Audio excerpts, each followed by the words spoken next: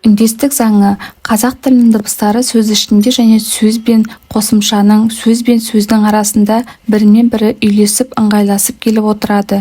Сөзді бастан аяқ біркелкі әуезбен айтуды үндестік заңы деп атаймыз.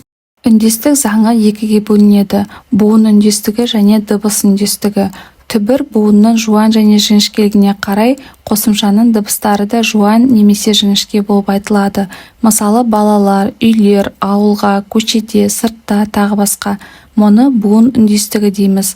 Қазақ тіліндегі қосымшалар сөздің соңғы дыбысының сипатына қарай бейімделіп жалғанады. Сөздің соңғы дыбысы қатаң болса, оған жалғанатын қосымша да қатаң болады. Сөздің соңғы дыбысы ұяң не үнді болса, қосымша да ұяң не үнді дыбыстан басталады.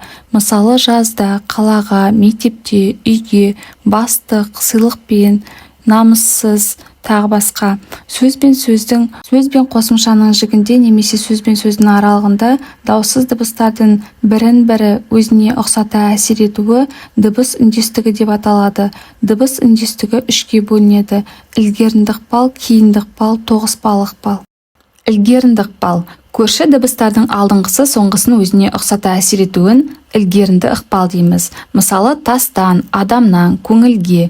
Кейінді ықпал сөз бен қосымшаның жігінде немесе сөз бен сөздің аралығында кейінгі дыбыстың алдыңғы дыбысқа әсер етуін кейінді ықпал дейміз. Мысалы, теп, теуіп, сабақ, сабағы, жасса, айтылуы жасса, көнбеді, айтылуы көнбеді. Тоғыспалы ықпал қатар тұрған екі дыбыстың бір-біріне бірдей ықпал етуін тоғыспалы ықпал дейміз. Мысалы, шайтан көл, айтылуы шайтан көл.